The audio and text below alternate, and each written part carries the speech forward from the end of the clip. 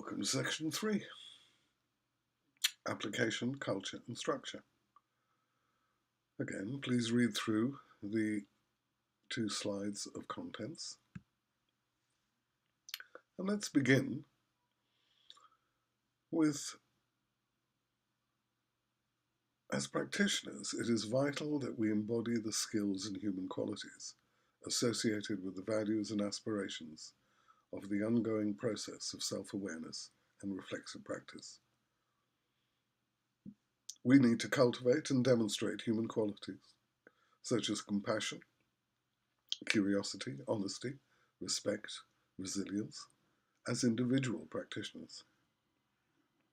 Furthermore, we should encourage these emerging values and behavior into individual, group and community practice, as well as organizational and societal policy. The application of theory, practice and policy contributes to the culture of an organization. There needs to be a strong relationship between the culture and structure of an organization. It is therefore important that the culture of an organization is congruent with the structure in order to maximize effectiveness. New methods of communication may have to be innovated and practiced within and without the organization to achieve this. The difficulties of creating learning interactions between theory and practice have long been documented. It is important to acknowledge that experience is the foundation for learning. However, it is as important to be able to learn from experience. A quote about active learning. Could this be a help to implementation? Experiences alone are not sufficient for learning to take place. Experience must be followed by reflective thought and an internal processing that links the experience with previous learning, transforming the learner's previous understanding in some manner. Learning, therefore, takes place within a cycle that includes action, reflection, and application.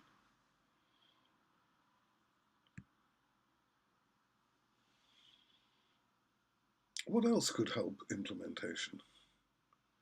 Perhaps by improving the learner's self-concept, as illustrated by this old quote by Henry Ford.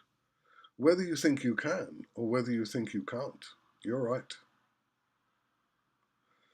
The teacher-learner relationship, building on Bowlby's work, positive teacher-student relationships enable students to feel safe and secure in their learning environments and provide support for important social and academic skills. Provide an environment to fail.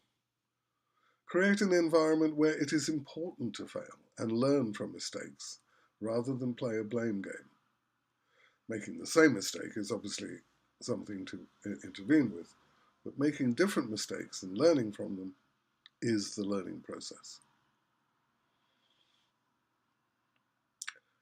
What is inclusive practice? 10 shared capabilities necessary for inclusive practice in work and training. These include working in partnership with parents across professional boundaries, communities, employers, volunteers, respecting diversity, practicing ethically, challenging inequality, promoting recovery, identifying people's needs and strengths, providing service user-centered care, making a difference, promoting safety and positive risk-taking, personal development and learning, active listening. The range of skills that constitute active listening are important and need practice.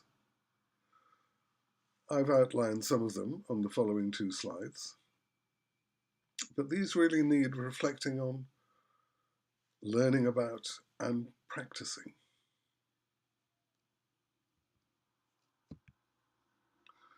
The same with constructive feedback. Giving feedback and receiving feedback needs consistent practice.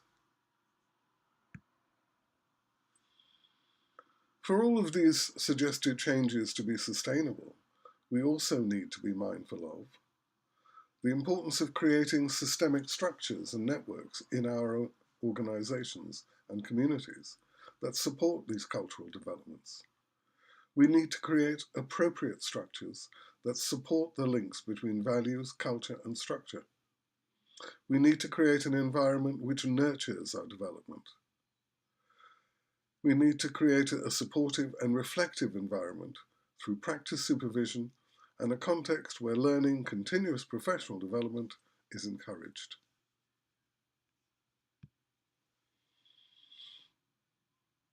It is again beyond the scope of this course to debate the merits and difficulties of organisational democracy. However, during our efforts to involve young people in democratic activities, it would be worth considering whether there is a congruence between what we ask of them and what we demonstrate in the practice of our organisations. Does our organisation practice democracy? Does the organisation encourage the skills necessary to practice democracy? Does the organisation innovate structures that encourage and demonstrate democratic behaviour? This quote about examples of good practice really highlights the importance of schools and youth services in getting this across to young people. And it's important to underline that there are already ways of working democratically that we need to support and improve. Critical questions do remain, however well we've done. How ready are societies for implementing participatory democracy for all? And secondly, how truly meaningful are already existing participatory means and approaches to children and youth? Many participatory models of democracy offered to children and youth, such as youth councils and children's parliaments, can be perceived as mini models for mini human beings, reflecting an ideal of democracy rather than the lived, non-semi-democratic circumstances, power, disparities, corruption, nepotism, etc.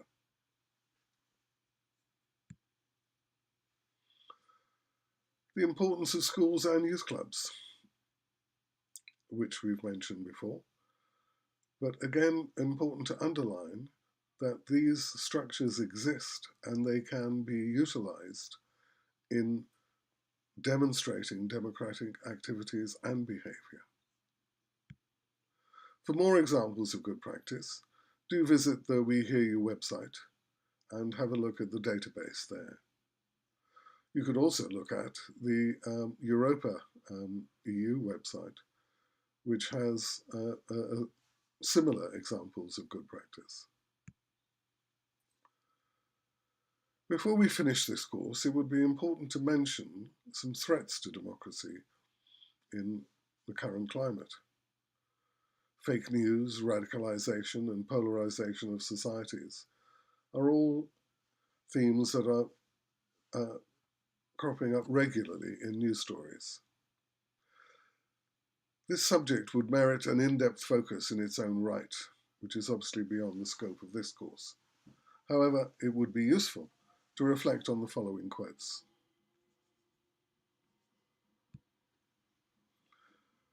In a democratic society, education must prepare students to become active citizens, able to navigate the news and stay informed.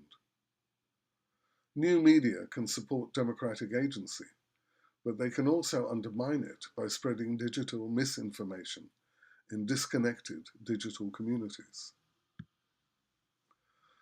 Digitalization and the explosive use of smartphones are creating a scattered media landscape where rumours, citizen journalism and traditional news coverage, conspiracy theories and propaganda, hype and opinions are nicely lined up in the smartphones of peoples who are always eager to share and feed their peers with the messages that resonate with them.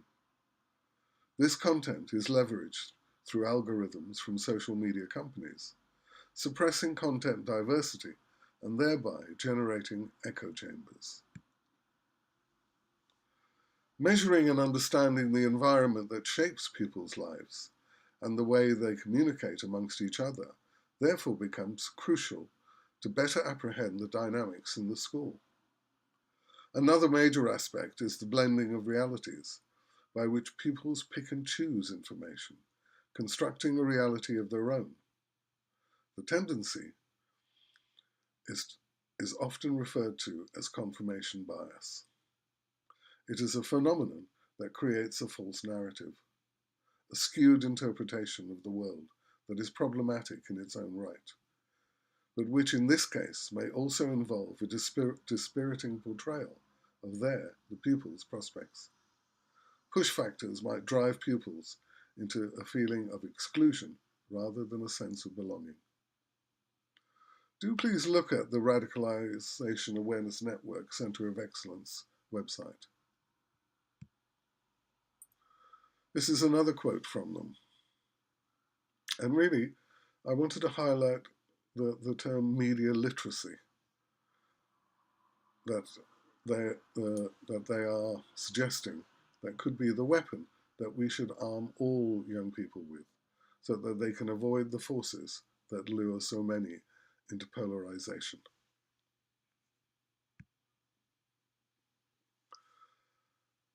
A rather older quote now from Voltaire. Those who can make you believe absurdities can make you commit atrocities. It would appear that radicalization has been a problem for a long while.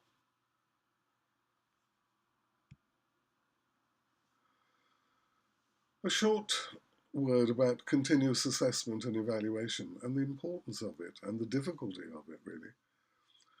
Joining things up implies looking at elements of a problem as part of a whole, a system. Since ultimately everything is part of other bigger systems, systems thinking poses problems of delineation, at what level to tackle the issue, and of measurement, how best to measure performance of a system.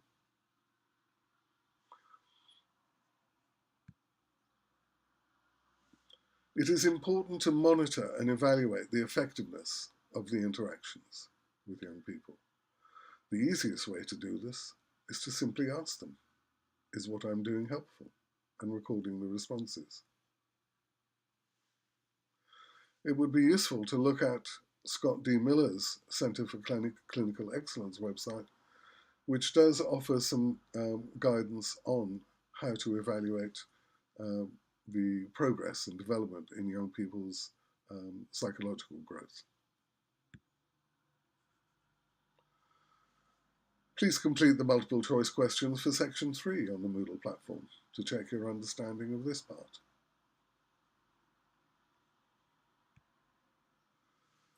The tasks for reflection and discussion. How can we innovate non-adversarial and collaborative methods of communication that focus on understanding?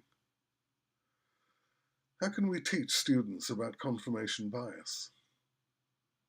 What skills would constitute media literacy? How could you devise an evaluation scheme to measure the systemic effect of your initiatives?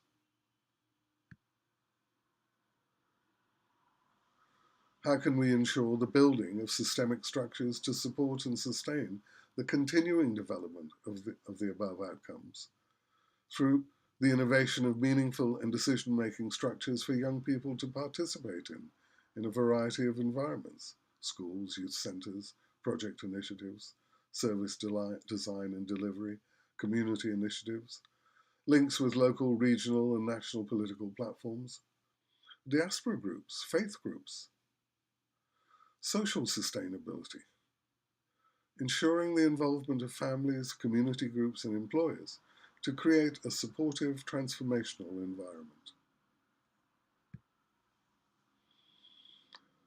Did this section support your thinking and exploration of the cultivation of appropriate skills and qualities, the importance of embodying qualities such as compassion, honesty and resilience, how to communicate in non-adversarial ways, influencing organizational policy, and media literacy?